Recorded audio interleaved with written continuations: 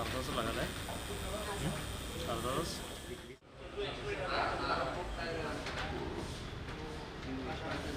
तर इमाम सर ಇವ್ರು ಯಾರು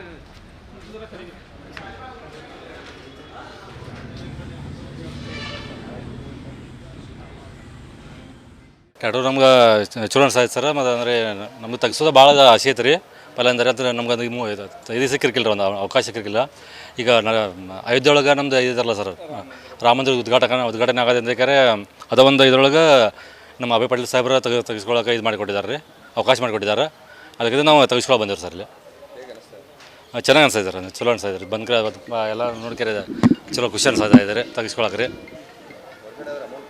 ಹೊರಗಡೆ ಸರ್ ಒಂದು 5,000 ರೂಪಾಯಿ ಇದಾಗ್ತಿತ್ತು ಖರ್ಚಾಗಿತ್ತು ಸರ್ ಇದು ನಮ್ಗೆ ಇಲ್ಲಿ ನಮ್ದು ಅಭಯ್ ಪಾಟೀಲ್ ಸಾಹೇಬ್ರ ಫ್ರೀ ಒಳಗೆ ಅದು ಇದು ಅವಕಾಶ ಮಾಡಿಕೊಟ್ಟಿದ್ದಾರೆ ರೀ ನಮ್ಗೆ ಚಲೋ ಅನ್ಸುತ್ತೆ ಸರ್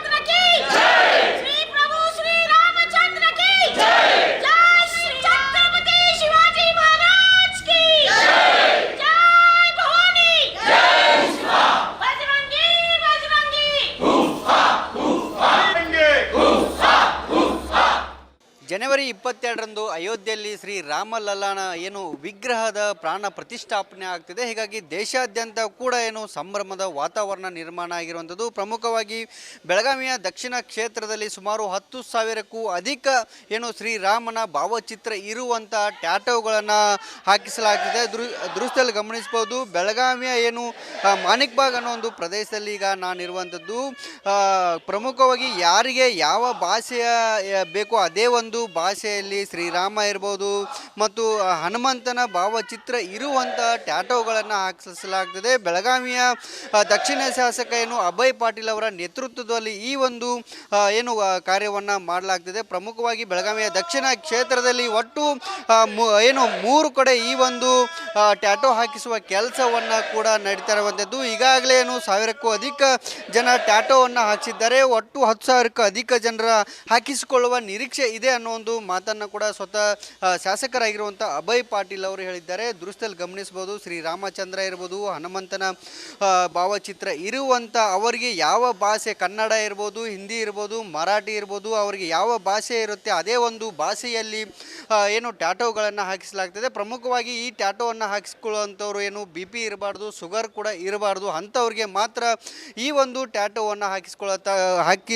ಹಾಕಲಾಗ್ತದೆ. ಮತ್ತು ಬೆಳಗಾವಿಯ ದಕ್ಷಿಣ ಕ್ಷೇತ್ರದಲ್ಲಿ ಏನು ಈಗಾಗಲೇ ಸಾಕಷ್ಟು ಕಾರ್ಯಕ್ರಮಗಳು ಕೂಡ ನಡೀತಾ ಇದೆ. ಅದರಲ್ಲಿ ಲಾಡು ಹಂಚಿಕೆ ಇರ್ಬೋದು ಮತ್ತು ಸಾಂಸ್ಕೃತಿಕ ಕಾರ್ಯಕ್ರಮ ಕೂಡ ಇರ್ಬೋದು. ದೃಶ್ಯದಲ್ಲಿ ಗಮನಿಸ್ಬೋದು. ಸಾಕಷ್ಟು ಸಂಖ್ಯೆಯಲ್ಲಿ ಕೂಡ ಏನು ಈ ಒಂದು ಟ್ಯಾಟೋ ಅಂದರೆ ಶ್ರೀರಾಮಚಂದ್ರನ ಟ್ಯಾಟೋನ ಹಾಕಿಸ್ಕೊಳ್ಳಲು ಜನಕ್ಕೂ ಕೂಡ ಬಂದಿದ್ದಾರೆ. ರಾಮ ಘೋಷಣೆಯ ಮೊಳಗಿಸ್ತಿದ್ದಾರೆ ಮತ್ತು ಬಂದಂಥವ್ರಿಗೇನು ಶ್ರೀರಾಮನ ಏನು ವಸ್ತ್ರವನ್ನು ಕೂಡ ಹಾಕಿಕೊಳ್ಳಲಾಗಿದೆ ಮತ್ತು ಅವರಿಗೆ ಕೇಸರಿ ವಸ್ತ್ರವನ್ನು ಕೂಡ ಹಾಕಿ ಅವರಿಗೆ ಏನು ಕೊಡಲಾಗ್ತಿರುವಂಥದ್ದು. ಪ್ರಮುಖವಾಗಿ ನನ್ನ ಜೊತೆಗೆ ಮಾತನಾಡಲು ಇಲ್ಲಿ ಏನು ಸ್ಥಳೀಯ ಶಾಸಕರಾಗಿರುವಂಥ ಅಭಯ್ ಪಾಟೀಲ್ ಅವರು ಇದ್ದಾರೆ. ಅವರನ್ನು ಕೂಡ ನಾನು ಮಾತಾಡ್ತೀನಿ. ಸರ್, ಏನು ವಿಶೇಷ ಮತ್ತು ಶ್ರೀರಾಮನ ಟ್ಯಾಟೋ ಹಾಕಿಸ್ತಿದ್ದೀರಿ? ಎಷ್ಟು ಜನರಿಗೆ ಇದುವರೆಗೆ ಹಾಕಿರಿ? ಈಗಾಗಲೇ ಒಂದು 2,000 ಜನ ಅಂತ ಆಗಿರ್ಬೋದು. 2-3 ಕಡೆ ಸೆಂಟರ್ಗಳು ಇದನ್ನದಾವೆ. ಇನ್ನು 22 ತನಕ ಅಂತಂದರೆ ಇನ್ನೊಂದು 2-3 ಸಾವಿರ ಅಂದರೆ 5,000 ಅಂತೂ ನೆಕ್ಕಿ ಹಾಕಿದಾವೆ. 10,000 ಟಾರ್ಗೆಟ್ ಇಟ್ಟಿದ್ದೀವಿ. ಆದರೆ 3 ಸೆಂಟರ್ಗಳು ಇನ್ನೇನು ಪ್ರಾರಂಭ ಮಾಡಬೇಕಾದ್ರೆ ಅವು ಆದವು ಅಂದರೆ 10,000 ತನಕ ರೀಚ್ ಆಗ್ತದೆ. ಈವರೆಗೆ ಎಷ್ಟು ಜನ ಕೆಲಸ ಮಾಡ್ತಿದ್ದಾರೆ ಸರ್ ಇಲ್ಲಿ? ಇಲ್ಲಿ ಮುಂಜಾನೆಯಿಂದ 6 ಜನ ಮಾಡ್ತಾಯಿದ್ದಾರೆ. ಈಗ 3 ಜನ ಅದಾರೆ. ಮತ್ತು 2 ಸೆಂಟರ್ದಲ್ಲಿ 10 ಜನ ಕೆಲಸ ಮಾಡ್ತಾಯಿದ್ದಾರೆ. ಮತ್ತು ಏನೇನು ಕಾರ್ಯಕ್ರಮ ಹಾಕ್ಕೊಂಡಿರಿ ಸರ್? ಈಗ ಉಂಡಿ ಕೊಡುವಂಥದ್ದು, ಮೋತಿಚೂರು ಲಡ್ಡು ಕೊಡುವಂಥದ್ದು, ಪ್ರತಿಯೊಂದು ಮನೆಗೆ ಸುಮಾರು 80,000 ಮನೆಗಳಿಗೆ ಮೋತಿಚೂರು ಲಡ್ಡು ಒಂದೊಂದು ಪ್ಯಾಕೆಟ್ಗಳನ್ನು ಅಂದರೆ 5 ಉಂಡಿ ಇರುವಂಥ ಒಂದು ಪ್ಯಾಕೆಟ್ಗಳನ್ನು ಮನೆಗೆ ಹಂಚುವಂಥದ್ದು.